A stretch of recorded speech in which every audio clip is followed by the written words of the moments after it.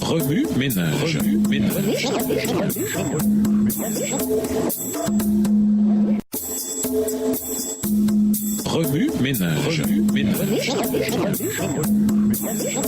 Bienvenue dans votre émission Remue-ménage. Voilà la leçon de lundi. Interpréter le travail personnel, la méthode du Christ. Le Christ a parlé du mandat évangélique aux disciples dans Matthieu 28, verset 19, les instruisant à faire davantage de disciples, surpassant les livres qu'il aurait pu écrire, les sermons puissants qu'il aurait pu prêcher ou les institutions d'apprentissage qu'il aurait pu fonder. Le Christ investit dans les individus. Nous pouvons en déduire que les instruments principaux du discipulat ne sont pas les livres, les sermons ou les cours, mais plutôt les gens. Parmi les objectifs que le Christ dans son humanité voulait atteindre, c'était celui d'un être humain discipulant un autre être humain. Dans le dernier chapitre de Matthieu, alors que le Christ est sur le point de monter au ciel, il donne à ses disciples le mandat de faire des disciples. Ce point, s'il semble simpliste, est tout à fait crucial. Les implications sont que chaque être humain qui prétend être un disciple du Christ doit aussi s'engager dans l'entreprise qui consiste à faire des disciples. Ce n'était pas une tâche spéciale limitée au Christ et à son cercle immédiat d'apôtres. Le discipulat devait impliquer chaque disciple du Christ. Avant d'entrer dans les événements concrets du discipulat, au cours des prochaines semaines, il faut déjà établir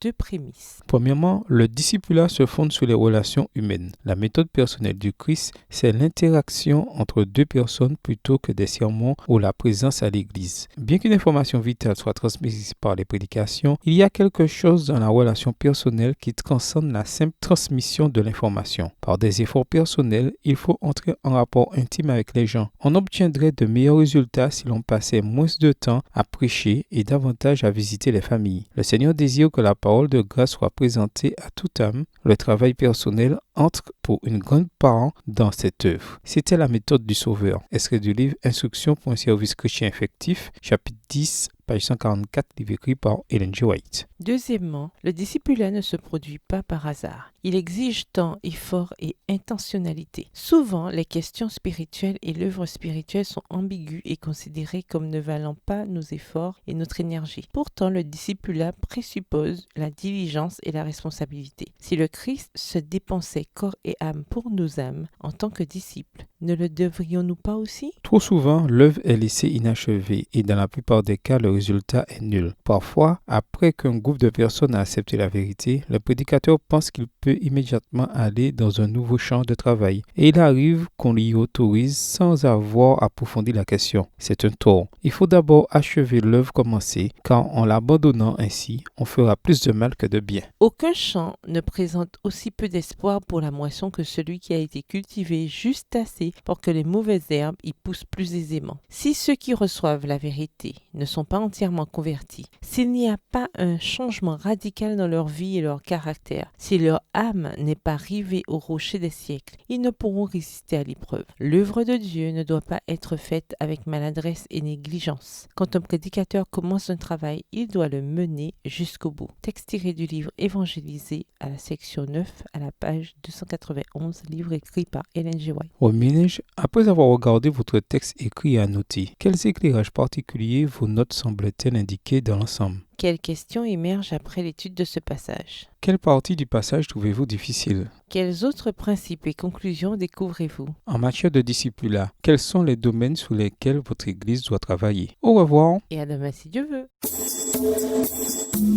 Remue ménage. Remue ménage.